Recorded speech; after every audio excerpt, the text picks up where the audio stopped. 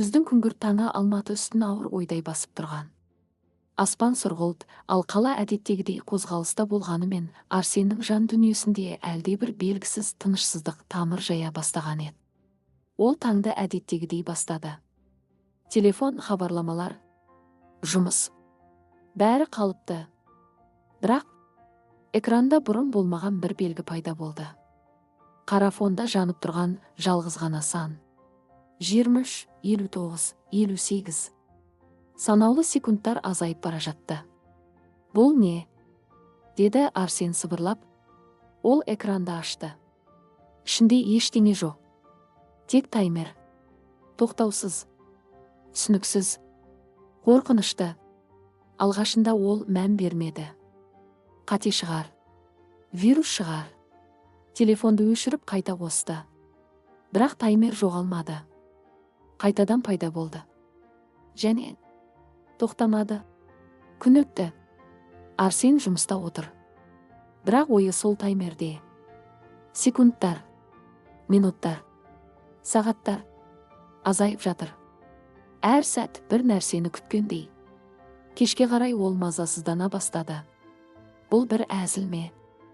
Ешкім жауап бермейді. Телефонда белгісіз қосымша. Жою мүмкін емес. Өшіру мүмкін емес. Тек қарау. Күту. Түн. Сағат 23, 59, 50. Арсеннің жүрегі қатты соғып тұр. Не болады? Деді ол сыбырлап.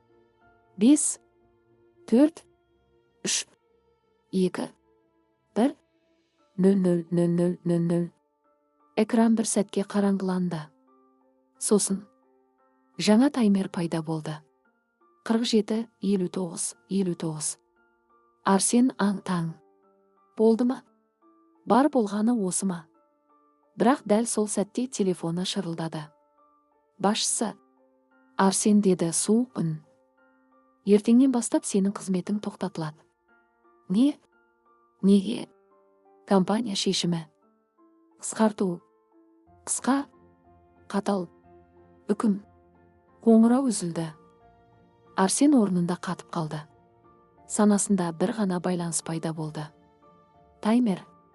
Және жоғалған нәрсе. Жұмыс. Келесі күн. Қала бұрынғыдай. Ал Арсен басқа. Ішінде бір үрей бар. Себебі ол енді түсінді. Бұл жай кездей соқтық емес. Бұл заңдылық. Таймер біткен сайын бір нәрсе жоғалады. Жоқ, деді ол баяу. Бұл мүмкін емес.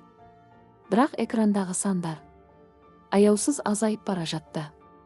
Ал ең қорқыныштысы, ол келесіде не жоғалатынын білмейді. Тек күте алады. Және қорқа алады. Күндер бұрынғыдай өтпейтін болды. Алматы тіршілігі өзгермегенімен, Арсен үшін уақыт енді жай ғана өлшем емес, үкімге айналған еді. Экрандағы таймер. 47, 12, 03. 47, 12, 02. 47, 12, 01. Әр секунд бір нәрсені алып бара жатқандай. Ол енді ештеңеге толық мән бере алмады. Жұмыс жоқ. Тыныштық жоқ. Тек күту. Бұл жай сәйкестік емес, деді ол өз-өзіне. Ол телефонды қайта-қайта тексерді. Қосымшаны өшірмек болды. Бірақ ештеңе көмектеспеді. Бұл оның бақылауынан тыс. Келесі соққы күттірмеді. Таймер аяқталуға жақын. Бұл жолы Арсен дайын болуға тырысты. Мүмкін бұл тағы да жұмыс сияқты бір нәрсе шығар. Бірақ шындық одан ауыр болды. 00:00:00. Экран жыпылықтады. Жаңа таймер.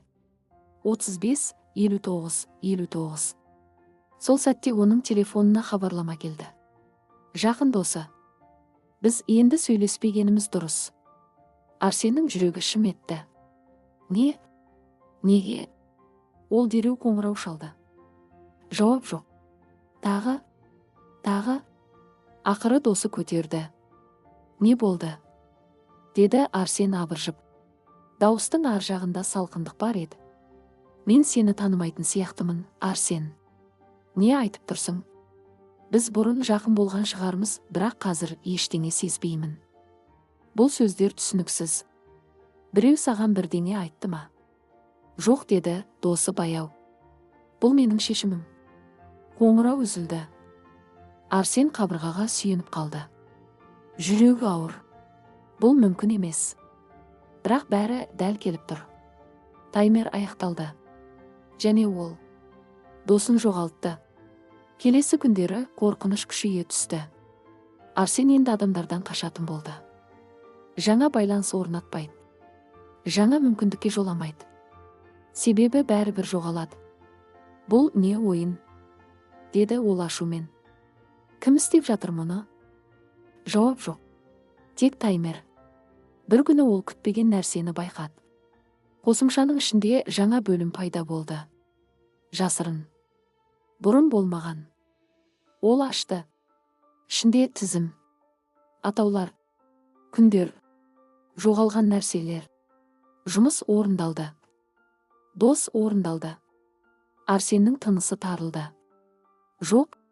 Ол ары қарай қарады. Келесі жол. Отбасы күтілуде. Таймер. 12:14:09.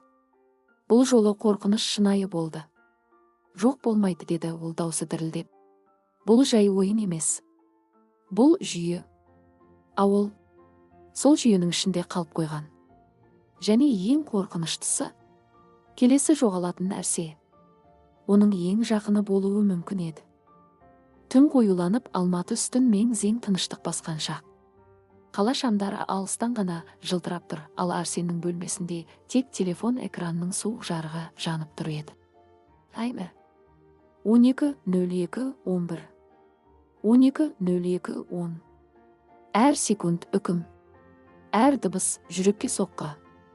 Ал тізімде. Отбасы күтілуде. Жоқ, деді Арсен сыбырлап. Бұған жол бермеймін. Бұл жолы ол жай күтіп отырмайтын болды. Ол әрекет етуге бел буды. Алдымен анасына қоңырау шалды. Апа, бәрі дұрыс па? Даусы дірілдеп шықты. Бәрі жақсы, балам, деді анасы жылы үнмен. Неге сұрап тұрсың? Арсен бір сәт үнсіз қалды. Осы дауыс жоғалып кетуі мүмкін бе? Жай сағындым, деді ол ақырын. Біз де сені, деді анасы. Қоңырау аяқталды. Бірақ қорқыныш кетпеді. Керісінше күшейді. Ол қосымшаны қайта ашты. Тізімге үңілді. Бір түрлі нәрсе байқалды. Жолдардың астында ұсақ жазулар бар еді. Бұрын байқалмаған. Ол үлкейтіп қарады. Сол сәтте жүрегі тоқтап қалғандай болды. Әр жолдың жанында күні жазылған. Бірақ бұл болашақ емес. Өткен. Жұмыс 2 жыл бұрын. Дос 1 жыл бұрын. Арсеннің көзі үлкейіп кетті. Бұл қалай? Ол ары қарай қарады. Төменде тағы бір жазу бар еді. Өте ұсақ. Әрең көрінетін. Жүйе іске қосылған күн. Жанында дата. Арсен қатып қалды. Бұл күн. Оның есінде бар. Бірақ бұл ыңғыр. Кенет санасында бір көрініс жарқ етті. Қараңғы бөлме. Компьютер. Өзі. Қатты ашулы. Ештеңе өзгермейді деген өз дауысы. Егер бәрін жоғалтсам ғана түсінемін. Тағы бір көрініс. Экранда дәл сол интерфейс. Сол таймер. Сол тізім. Бұл мен бе? Деді Арсен сыбырлап. Есіне түсе бастады. Баяу. Ауыр. Бірақ анық. Бірнеше жыл бұрын. Ол табысты еді. Ақшасы бар. Мүмкіндігі бар. Бірақ ештеңені бағаламайтын. Достар жай құрал. Жұмыс тек пайда. Отбасы уақытша нәрсе. Сол кезде бір үлкен қателік жіберді. Бір шешім. Салдарынан көп нәрсе күйреді. Бірақ ол мән бермеді. Тек алға жүрді. Сосын бір күні бәрі жиналды. Ішкі бос кеңістік. Мағынасыздық. Өзін жек көру. Сол кезде ол шешім қабылдады. Мен өзімді жазалауым керек. Өзіме сезіндіруім керек. Біртіндеп бәрін жоғалтып, қайта үйренуім керек. Солай ол бұл жүйені жасады. Таймер, тізім, жоғалтулар, жоспарланған, есептелген, қатыгез. Арсен көзін ашты. Қазіргі уақыт. Тынысы ауыр. Бұл менің өзімнің кегім бе? Жауап айқын еді. Иә. Таймер. 00:01:12. 00:01:11. Отбасы. Келесі. Жоқ, деді ол. Мен бұны тоқтата аламын. Ол жүйені бұзуға тырысты. Телефонды сындырайын деді. Қосымшаны жоймақ болды. Бірақ ештеңе өзгермеді. Таймер жүріп жатыр. Тоқтамайды. Себебі бұл сырттан емес. Бұл оның өз шешімі. Өз үкімі. Соңғы секундтар. 5, 4, 3. Арсеннің көзіне жас келді. Кешір, деді ол сыбырлап. 2, 1, 00:00:00. Экран жыпылықтады. Жаңа таймер пайда болды. Бірақ тізім өзгерді. Арсен тоқтап қалды. Жүрегі дүрсілдеп. Өйткені бұл жолы жазу басқаша еді. Соңғы таңдау.